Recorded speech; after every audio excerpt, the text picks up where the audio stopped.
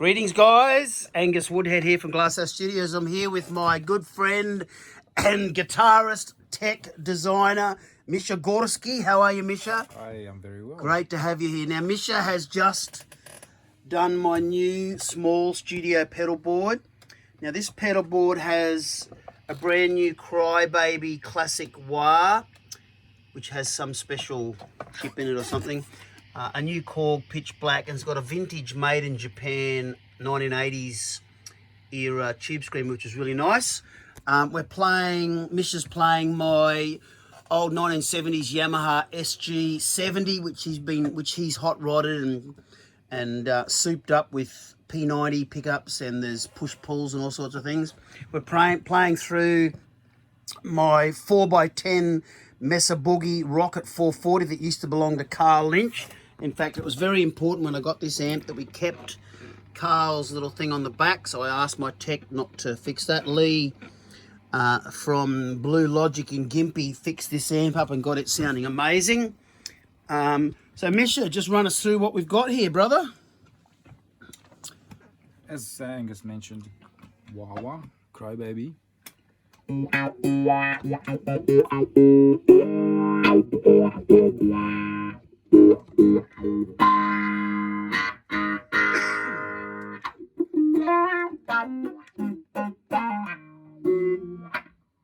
Nice. So that sounds very nice, yes. Tube screamer. So I'll go into the channel.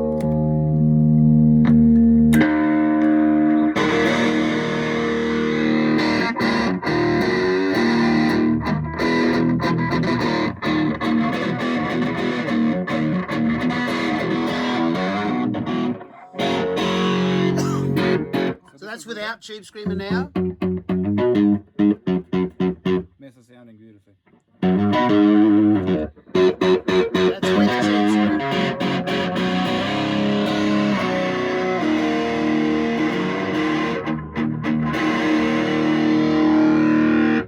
So it's nice, yeah, and the tuner, of course.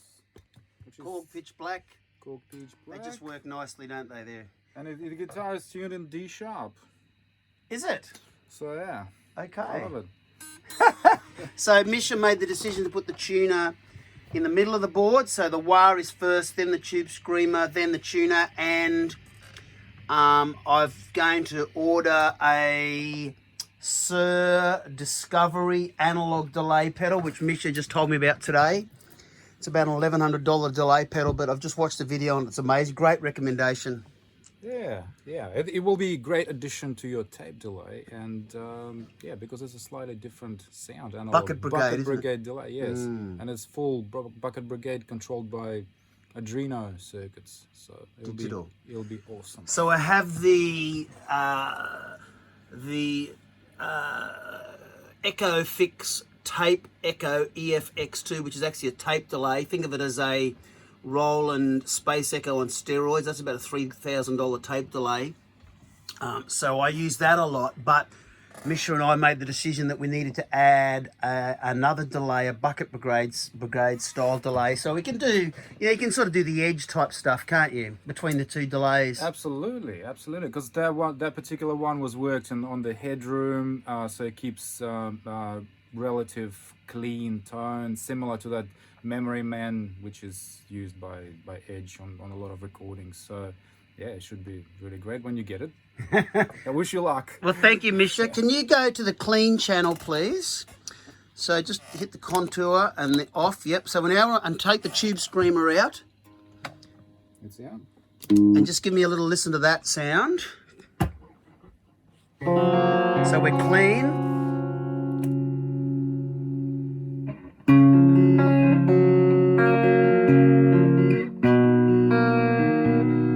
Play some rhythm chords, just some kind of, yeah. Now just hit the tube screamer. Let's hear what the tube screamer does for us. So we're running the tube screamer with minimum drive, maximum volume tone at 12 o'clock. But of course we can push up the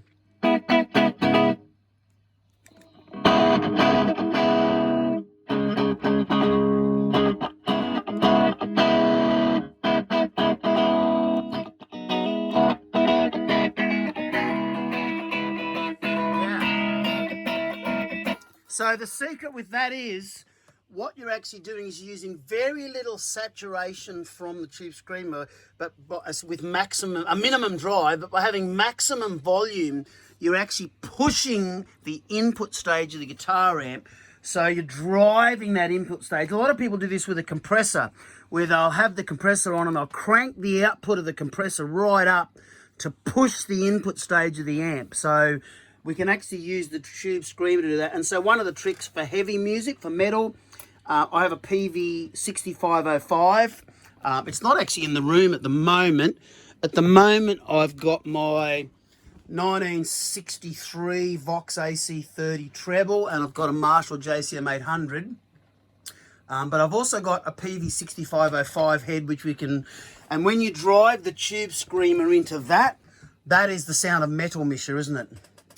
That's precisely right. Yes, it's Mesa Boogie and Tube Screamer. That's your standard. Or the PV6505, which is the same. Yeah. So I've got both So options there. Because that they both on have that bowls. on that heavy channel, hitting with the contour and the tube screamer together, that's a strong. Give us a bit of a metal riff on that.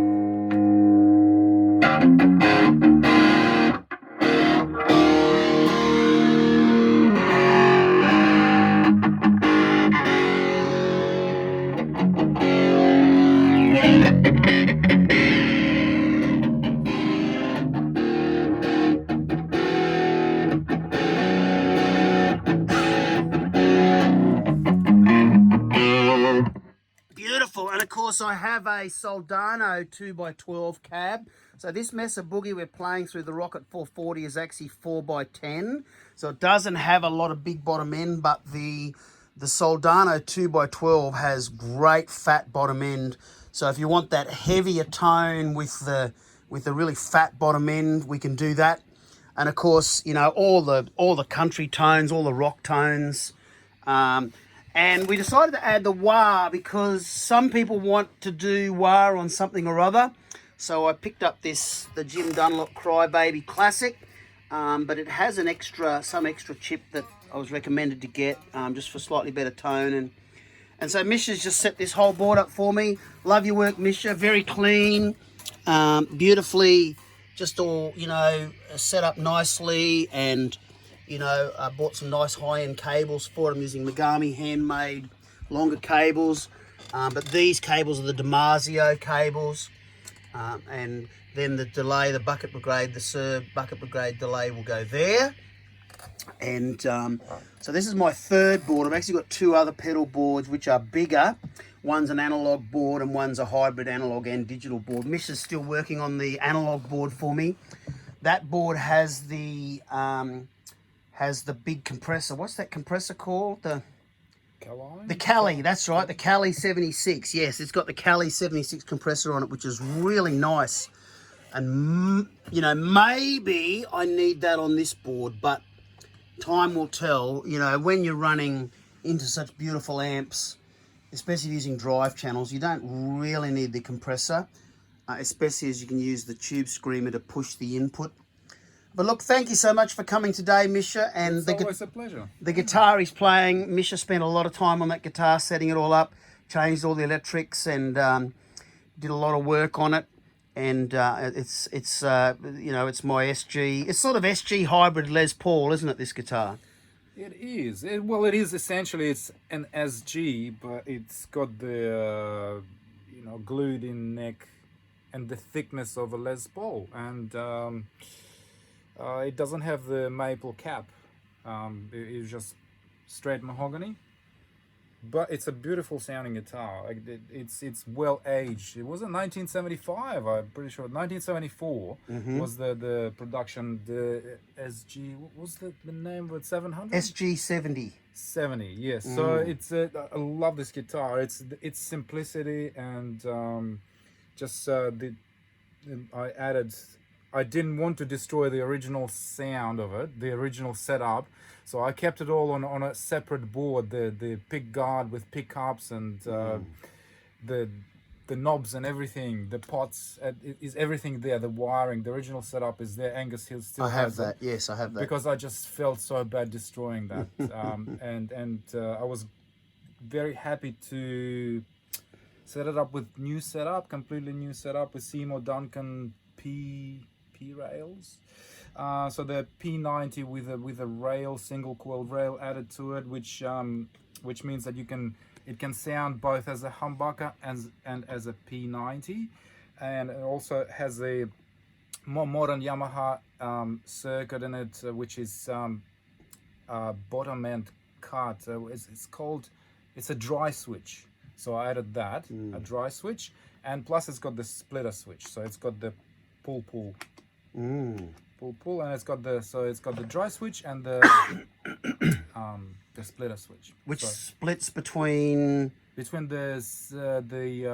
humbuckers and the P90 and the humbuckers. Yes. So it's a very versatile setup, and added to the beautiful, lovely sound tone of the timber.